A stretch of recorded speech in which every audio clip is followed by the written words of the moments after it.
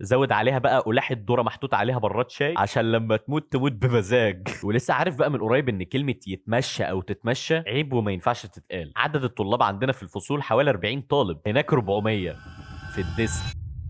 اولا بس قبل ما حد يزيط ويكتب لي في الكومنتات انت مين يانا عشان تتكلم عن الارياف والفلاحين عمك والكلام ده كله، انا اصلا ابا عن جدا من الارياف. ثانيا انا مش بتريق، انا بهزر عادي طبعا. ثالثا اشتركوا في قناه الجيمنج، اللينك في الديسكربشن او في الكومنتات. اما رابعا فيلا نبدا في عشوائيات الارياف.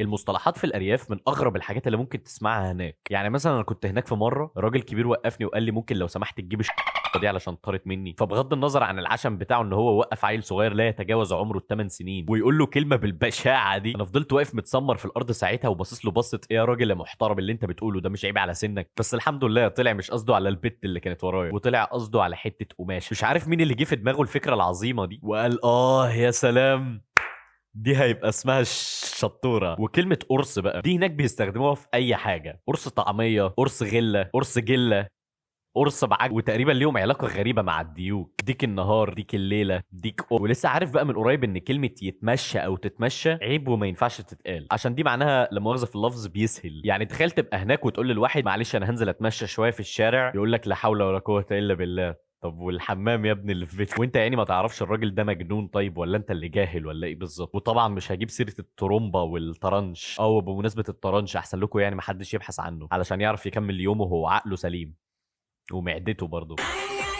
خلينا بقى نتكلم عن الاكل في الارياف شويه. من كتر الكرم اللي عندهم الفطار تحتار ما بينه وما بين منيو قصر الكبابجي. بيبقوا حاطين بيض وفطير وجبنه قريش وجبنه رومي وجبنه قديمه وجبنه جديد وفول وطعميه، لا وفول وقراص طعميه وكوبايه لبن بيبقى ربعها لبن والباقي جبنه برضه، او مش فاهم ايه اللي بيبقى فوق اللبن ده، اعتقد جبس مثلا. بتكون طبقه سميكه فشخ من الكوسه باين. واوقات برضه بيبقى فيه مربى. وملحوظه اي حاجه هناك ممكن تتعمل مربى، يعني ممكن تلاقي مربى فول مثلا او سردين وكوبايه زبادي، او مش كوبايه بقى جيركن زبادي، بتبقى كوبايه قد كده غالبا لو شلتها يجي لك مزق من وزنها. وتلاقي بعد كل دوت اللي بتاكل عنده بيقول لك انت ما خلصتش اكل ليه؟ يا عم الحاج انا مقدر كرمك والله، بس طشت الزبادي اللي قدامي ده لوحده لو كلته ممكن يجيب لي انسداد في الشرايين وارتجاع في المريء، مش بعيد اموت تقول لي خلص اكل؟ يا راجل صلي على النبي، قول كلام غير ده. وكل اللي انا قلت عليه ده الفطار بس، يعني ما جبتش سيره غدا او عشاء. بعد موقعه الفطار اللي انت بتدخل فيها دي هيجي بقى الغدا، ده لو خرجت حي ترزق بعد الفطار اصلا. خد بقى عندك جميع انواع اللحوم والاسماك والدواجن، تحس ان انت في مصمت مش في البيت من كتر الاكل. اما بقى العشاء شفت بقى كل اللي كان في الفطار، زود عليها بقى قلاح الذره محطوط عليها براد شاي عشان لما تموت تموت بمزاج.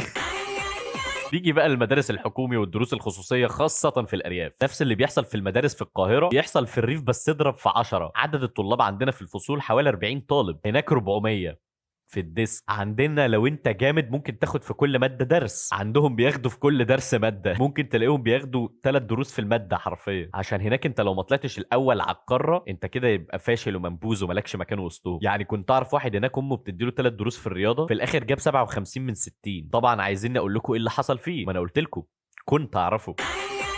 نيجي بقى لصعوبة النوم في الأرياف. النوم هناك أصعب من إنك تنام في قفص مع أسد، خصوصا في الصيف. أنت متعود في بيتك تنام من غير بطانية ومن غير لبس، من غير لباس، ومشغل المراوح على اقصى سرعه ويا دوب بتغفل لك ساعه بالعافيه. هناك بقى اعتقد حوار المراوح ده محرم دوليا، وانا هنا بكلمكم عن المراوح بس. يعني لو جبنا سيره التكييفات لازم قرار من الكونجرس الامريكي عشان التكييف يدخل هناك. ده غير بقى الاصوات، اقسم بالله اغرب الاصوات اللي ممكن تسمعها في حياتك. صوت ديك بيدن من على شمالك، على جاموسه بتنعر على يمينك. ده غير الساعه اللي شبه بيج بن اللي بتبقى موجوده في كل البيوت هناك دي، اللي بتفضل تعمل تيك توك تيك توك. مش عارف عملت صفحة ازاي اصلا. ولا الناموس هناك طيارات هليكوبتر شاحنات نقل تقيل. الناموس هناك قد النعجة، لو نط عليك وقرصك مش بعيد تحمل.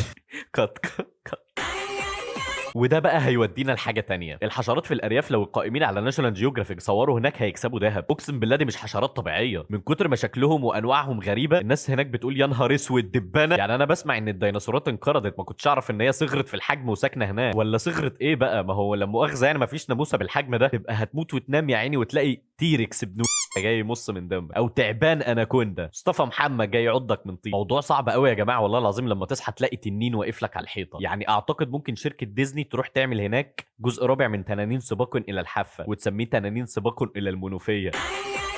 وملحوظه انا من المنوفيه علشان ما حدش يكتب لي المنوفيه عمك في الكومنتات. وزي ما اتكلمنا عن الحشرات نيجي بقى للحيوانات في الارياف. احنا عندنا عاده الحيوانات الاليفه بتبقى عباره عن قطه او كلب، نادر قوي لما نلاقي حد مربي سلحفاه او عصفوره مثلا. هناك عندهم الحيوانات الاليفه ديابه او تعاب وبيخافوا من القطط. لا يا راجل، طب والديناصور اللي انت ماسكه في ايد؟ بغض النظر عن ان الحيوانات هناك اكتر من البني ادمين، بس ايه الانواع دي؟ ليه اروح محل اشوف الحاجات اللي ممكن اربيها هناك الاقي مثلا تماسيح او ديابه او اخويا الصغير، وانا هنا بقول اللي تقدر تربيها، انما الحيوانات اللي في الشارع دي ما تلاقيهاش ولا حتى في جنينه الحيوانات. ليه يبقى في طائر ابيض كيوت وريشه ناعم بياكل حشرات وبيساعد الفلاحين الغلابه وتسموه ابو قردان؟ ايه الاسم ده؟ رحت قبل كده هناك شفت كلب كبير كده لونه اسود، فبقول للواحد واقف جنبي نوع الكلب ده ايه؟ قال لي ده مش كلب، ده سلعوه.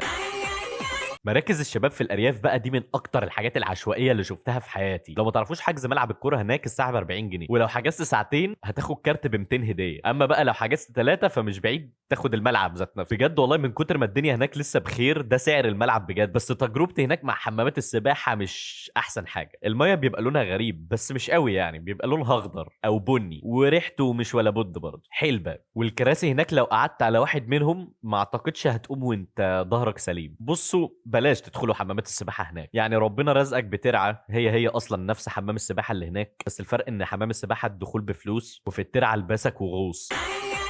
كلكم والمواصلات في الارياف كوم تاني. وسيله المواصلات الوحيده هناك هي الموتوسيكل، والشوارع ضيقه فشخ هناك لدرجه ان انت لو ماشي في شارع وجي وراك موتوسيكل احسن لك قول الشهاده، عشان انت يا اما هتموت يا اما هتتنقل للعنايه المركزه. الشارع ما بيشيلش اكتر من شخص بالعرض، اكتر من كده هتعمل حجب للرؤيه ومش بعيد البلديه تقبض عليك وتقول انك عامل اعاقه للمرور علشان بس ماشي مع صاحبك. والاطفال هناك بيسوقوا اي حاجه حرفيا، بيسوقوا موتوسيكلات، بيسوقوا حمير، بيسوقوا الهبل ومن غير ما يطلعوا رخصه اكيد، عشان لو طفل في السن دوت راح للمرور وقال له انا عايز اطلع رخصه للموتوسيكل مش بعيد يحبسه ويتحفظ على المكنه. والهجص يا جماعه، ابوس ايديكم خفوا هجص شويه. الهجص في الارياف منتشر بطريقه مستفزه خصوصا في موضوع العلاج والادويه. ممكن واحد يروح لامه يكون رجله مكسوره او عنده رباط صليبي مثلا، تقول له لا حول ولا قوه الا بالله خد حط عليها ده، ويطلع ده فازلين مثلا او زبده كاكاو او زبده بس. او واحد يكون عنده زهايمر فواحد تاني قبله يقول له انا كنت زيك كده من فتره على فكره، بس لما شربت ميه بملح كل يوم بقيت احسن. يقول له بجد والله؟ قلت لي ميه بايه؟ يقول له ميه نسيت. وتلاتة بالله العظيم مفيش حاجة اسمها الخرزة الزرقاء بتمنع الحسد، ومفيش حاجة اسمها الشبشب المقلوب بيجيب الفقر، ومفيش حاجة اسمها النداهة. كل ده عبط وكفاية هج. نقل الكلام في الارياف بقى من اكتر الحاجات اللي بتنتشر بسرعه. هناك مش مهم السوشيال ميديا، الجيران هم السوشيال ميديا. وكاله اخبار متنقله رويترز بسم الله ما شاء الله يعني يدخلوا موسوعه جينيس مستريح. انا ممكن اروح لجاري اقول له انا ظهري واجعني حبتين، الاقي بعدها ب5 دقائق عم محمد البقال بيقول لي الف سلامه على ظهرك. اولا ليه؟ ثانيا ليه عم محمد البقال؟ مين اصلا عم محمد؟ الجيم بقى في الارياف بيبقى مختلف شويه، بيبقى فيه هناك اوزان بس مش بتبقى حديد، هي بتبقى شومه خشب عادي ويمين وشمال طوب احمر، ولو حبوا ينوعوا شويه هيحطوا طوب ابيض وبيلعبوا بيها كل حاجه، رجل بطن ظهر طين، ممكن يحطوه على الارض ويلفوا حواليه وده يبقى الكارديو. المكان الوحيد اللي ما فيهوش بطاله هو الارياف. طفل بيتولد من بطن امه يمسك الفاس ويروح يعزق مع ابوه في الغيط، او تلاقيه بيصنع قلل او بيتاجر في اكبر اسواق العالم وهو حرفيا لسه ما تمش ال3 شهور. ودي مش حاجه وحشه، ده بالعكس دي حاجه حلوه بتطلع العيال رجاله على الاقل قد المسؤوليه. عندنا في القاهره الشاب ممكن يكون عنده 25 سنه ويقولوا عليه لا ده لسه صغير بالراحه عليه لغايه اما يكبر ويروح يشتغل. عندك واحد زيه هو كسر ال20 وعاط، بس ممكن اوقات التعليم القليل هناك يساعد ناس مش كويسين ان هم ينصبوا على الناس الغلابه. عشان كده النصب هناك كتير قوي، كل يوم تسمع عن مستريح في مكان هناك. نصيحه لاي حد بيتفرج عليا يكون عايش في الارياف، لو كبير يا ريت تعلم عيالك تعليم كويس، ولو انت صغير فيا ريت تسمع كلام اهلك عشان تبقى شاب نضيف وتلاقي شغل وما تبقاش عاطل زيي. ولو عوزت اي حاجه في اي وقت تبقى رن عليا صح نسيت، الشبكه هناك لو تهت او اتخطفت مش هتعرف ترن على حد عشان الشبكه هناك اضعف من اداء تامر الجيار التمثيلي في مسلسل بطل العالم. في الارياف الناس بسيطه وطيبين وعلى نياتهم ورجاله وبيفهموا في الاصول كويس وفي الدين. انا اصلا من الارياف فاكيد ده كله هزار، واتمنى ما حدش يزعل مني وكنت خفيف عليكم. بعتذر لو حد اتضايق مني او حاجه، اقترحوا عليا في الكومنتات اعمل عشوائيات الفيديو الجاي. وبس كده، سلام.